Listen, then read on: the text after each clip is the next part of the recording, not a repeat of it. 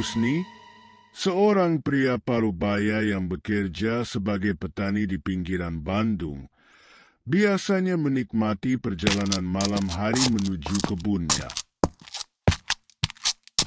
Pagi-pagi buta, ia sering berjalan melewati hutan yang lebat di sekitar desa, sebuah jalur yang sudah biasa ia lalui sejak bertahun-tahun lalu. Hutan itu, meskipun gelap dan sunyi, selalu terasa tenang bagi Pak Husni. Namun, malam itu, ada sesuatu yang berbeda. Saat itu sudah larut malam, dan kabut tipis mulai menyelimuti jalan setapak.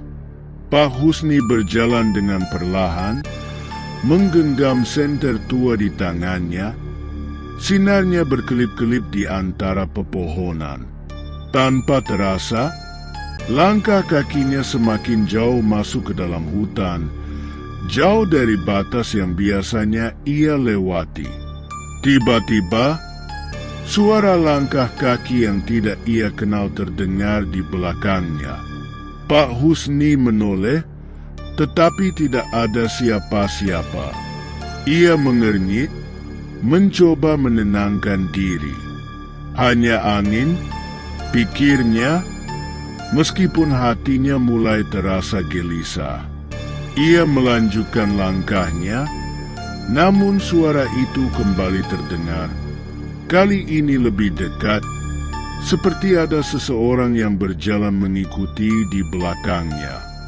Dengan rasa cemas yang semakin menggelisah, Pak Husni cepat-cepat mempercepat langkah. Namun, sesaat kemudian, ia terhenti. Di depannya, di antara kabut tebal, tampak sosok berdiri mematung. Sosok itu tinggi, berambut panjang, mengenakan pakaian lusuh yang tampak basah kuyup, seolah baru saja keluar dari sungai. Matanya kosong, menatap Pak Husni dengan tatapan yang mengerikan. Pak Husni merasa tubuhnya kaku, tak bisa bergerak. Ia hanya bisa berdiri mematung, tak tahu harus berbuat apa. Sosok itu perlahan mendekat, langkahnya seperti mengambang di atas tanah. Pak Husni bisa merasakan hawa dingin yang semakin menusuk kulitnya dan jantungnya berdegup kencang. Ia ingin berlari, namun tubuhnya seakan terkunci oleh ketakutan yang luar biasa. Siapakah kamu? Suara Pak Husni tercekat, hampir tak terdengar. Sosok itu tidak menjawab, ia hanya tersenyum.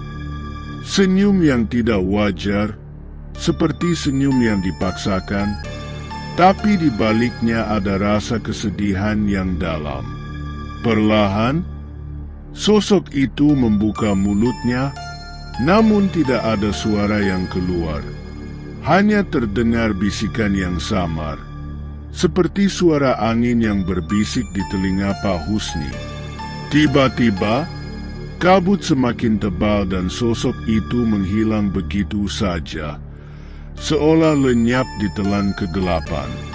Pak Husni terjatuh ke tanah, tubuhnya gemetar hebat. Ia tak berani untuk melihat ke sekelilingnya lagi dan segera berlari keluar dari hutan itu.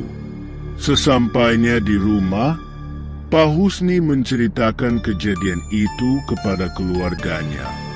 Mereka pun mendengarkan dengan cemas. Menurut warga setempat, sosok yang ia lihat itu adalah hantu perempuan yang meninggal di hutan tersebut bertahun-tahun lalu, dan kini sering muncul untuk menakut-nakuti siapapun yang berani melewati jalur itu di malam hari. Sejak kejadian itu, Pak Husni tidak pernah lagi berani berjalan sendirian melewati hutan malam hari. Setiap kali ia harus ke kebun, ia selalu pergi bersama orang lain. Tidak peduli seberapa jauh jaraknya.